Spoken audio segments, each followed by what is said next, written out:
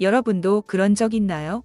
누군가와 이야기하다 보면 어느새 내 속마음을 털어놓고 있는 나 자신을 발견하게 되는 순간 말이에요. 처음엔 그저 평범한 대화였는데 문득 돌아보면 가족 이야기, 어린 시절의 기억, 심지어 내가 가장 아파했던 경험까지 꺼내고 있는 걸 알게 됩니다. 그리고 나중에 이렇게 생각하게 되죠. 내가 왜 이렇게까지 말했을까? 하고요. 그제야 이상한 기분이 밀려옵니다. 나는 그 사람에게 내 속을 거의 다 보여줬는데 정작 그 사람은 나에게 뭘 보여줬는지 기억나지 않는 거예요. 이런 경험이 반복되면 마음이 지치기 시작합니다. 처음엔 따뜻하게 느껴졌던 상대의 관심이 점점 허전함과 불편함으로 바뀌어요. 분명 나는 이 관계에 진심을 다했는데 돌아오는 건 공허함뿐일 때가 있거든요. 이런 관계는 마치 투명한 유리창 같아요. 나는 속이 훤히 들여다보이는데 상대는 여전히 흐릿하게 가려져 있죠. 시간이 지나면 혹시 내가 이용당한 건 아닐까? 하는 의심도 생기게 됩니다. 심리학에서는 이런 상황을 정보적 비대칭이라고 부릅니다. 한쪽만 개인적인 정보가 노출된 채 다른 한쪽은 거의 알려지지 않은 상태. 말 그대로 정보의 무게가 한쪽으로 쏠려 있는 관계입니다. 예를 들어 볼게요. 당신이 누군가에게 가족 이야기, 연애 문제, 감정적 아픔까지 다 털어놨다고 해봅시다. 그런데 상대는 자신의 이야기를 거의 하지 않아요. 듣기만 하고 묻기만 하죠. 이건 진정한 대화가 아니라 당신의 정보를 수집하고 있는 거예요. 겉으로는 친절하고 공감하는 것처럼 보여도 실은 관계의 균형이 깨져 있는 상태입니다. 그리고 이런 사람들, 접근 방식이 정말 자연스럽습니다. 목소리도 부드럽고 눈빛도 따뜻해 보여요. 처음엔 경계심이 거의 들지 않죠. 마치 오래된 친구처럼 요즘 가족은 어때요? 하고 묻습니다. 질문 자체는 평범하지만 문제는 그 흐름이에요. 질문이 빠르고 깊고 끊이지 않아요. 부모님과 관계는 어떠세요? 형제는 몇 분이세요? 연애는 하세요? 결혼 생각은요? 처음에는 관심처럼 들리지만 점점 이 사람이 나를 분석하고 있는 건 아닐까 하는 생각이 드는 이유가 여기 있습니다. 이런 사람들의 또 다른 특징이 있어요. 자신의 이야기는 거의 하지 않는다는 점입니다. 혹시 한다고 해도 아주 피상적으로 넘깁니다. 예를 들어 당신이 부모님과의 갈등을 진지하게 꺼냈는데 상대는 나도 좀 그랬어요 하고 말끝을 흐리는 식이죠. 구체적인 감정이나 상황은 들려주지 않아요. 이런 식이면 대화는 깊어질 수 없고 결국 나 혼자만 더 많이 드러내게 됩니다. 어느 순간부터 나의 진심 어린 대화가 정보 제공처럼 느껴지기 시작해요. 이쯤 되면 의문이 생기죠. 왜 이런 방식으로 사람을 대하는 걸까?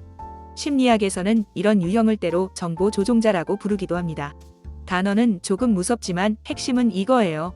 이들은 타인의 이야기를 통해 그 사람의 성향이나 약점을 파악하려고 합니다. 그리고 그런 정보가 쌓이면 필요할 때 이용하거나 영향을 주기 쉬워지죠. 겉으로는 공감처럼 보이는 대화가 실은 전략적 커뮤니케이션일 수도 있다는 점 꼭 기억하셔야 합니다. 실제 사례를 들어볼게요. 한 직장인의 이야기였어요. 입사 초반 선배 한 명이 유독 친절하게 다가왔다고 해요.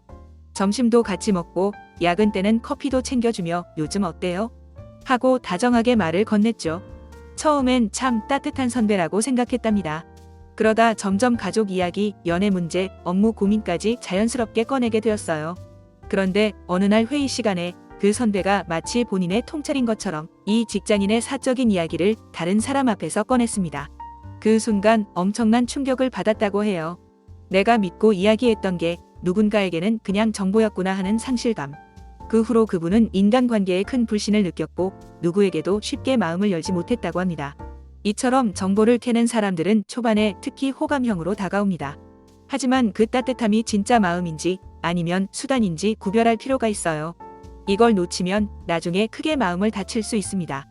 특히 당신이 예민하거나 감정적으로 힘든 시기라면 더더욱 조심하셔야 해요.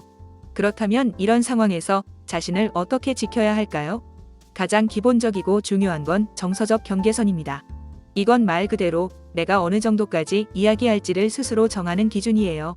모든 사람에게 처음부터 마음을 열 필요는 없습니다.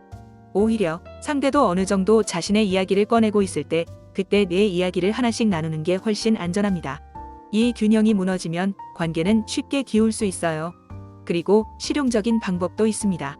누군가가 질문을 해올 때 꼭 바로 대답하지 않으셔도 돼요. 대신 이렇게 되물어보세요.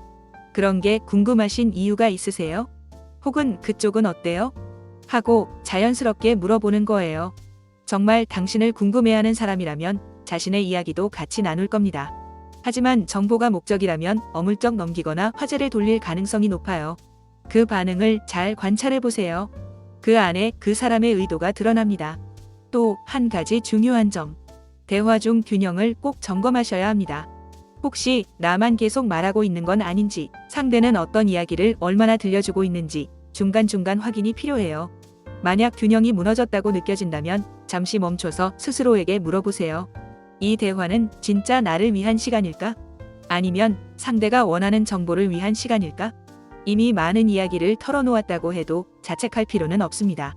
누구나 그럴 수 있어요. 중요한 건 그 뒤의 행동이에요. 만약 상대가 내 이야기를 이용하려 들거나 나를 불편하게 만든다면 그땐 분명히 선을 그어야 합니다. 그건 지금은 이야기하고 싶지 않아요. 그건 좀 개인적인 이야기라. 나중에 말씀드릴게요. 이런 말 충분히 하셔도 됩니다. 그리고 그런 말 한마디로 멀어지는 관계라면 굳이 가까워질 필요도 없는 사이일지도 모릅니다. 무엇보다 중요한 건 대화 이후 당신이 느끼는 감정이에요. 어떤 사람과 대화를 나눈 후에도 별일 없었는데 왜 이리 피곤하지? 하고 혼잣말 해본 적 있으신가요? 말은 잘 통했던 것 같고 겉으로 보기에 아무 문제도 없었지만 어딘가 모르게 지친 느낌이 남을 때가 있어요. 그 사람을 만난 뒤로 며칠간 기운이 빠진다거나 갑자기 자존감이 내려앉은 듯한 허전함이 밀려들 때 괜히 내가 부족한 사람처럼 느껴질 때도 있죠. 이런 변화는 단순한 기분 탓이 아닙니다.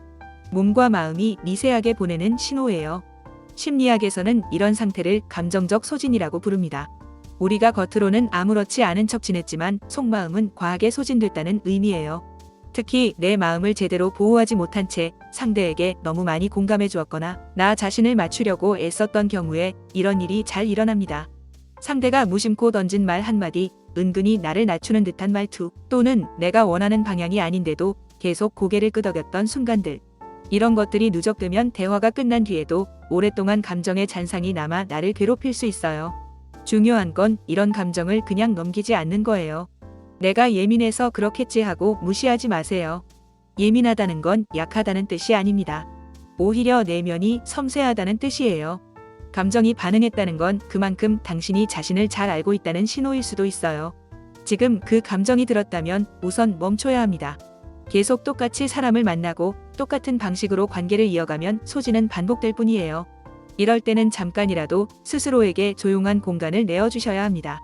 혼자만의 시간을 갖는 것도 좋은 방법이에요. 꼭 특별한 무언가를 하지 않아도 괜찮아요. 좋아하는 카페에 앉아 책을 조금 읽거나 따뜻한 차 한 잔을 놓고 가만히 창밖을 바라보는 시간도 충분합니다. 이런 시간은 단순히 멍하니 있는 게 아니라 마음을 정리하고 에너지를 충전하는 순간이에요. 그런데도 어떤 분들은 이렇게 가만히 있어도 되는 걸까? 하는 생각이 들기도 하죠. 바쁘게 움직여야만 의미 있는 하루처럼 느껴지는 시대니까요. 하지만 꼭 기억해 주세요. 쉼 없이 달리기만 해서는 오히려 중요한 걸 놓칠 수 있어요. 때로는 멈춰 서서 나를 돌아보는 시간이 가장 현명한 선택일 수 있습니다. 마음도 숨 쉴 틈이 필요해요. 스스로를 쉬게 해주는 그 순간이 다시 앞으로 나아갈 힘이 되어줄 겁니다. 그리고 꼭 말씀드리고 싶은 것이 하나 있어요. 모든 관계가 끝까지 유지되어야만 하는 건 아닙니다. 어떤 인연은 잠시 함께했기 때문에 더 의미가 있는 거고 어떤 관계는 더 이어가기 위해서가 아니라 더 이상 상처받지 않기 위해 멀어져야 할 수도 있어요. 특히 내가 계속 지치고 힘들어지는 관계라면 유지하는 게 무조건 옳은 건 아니에요.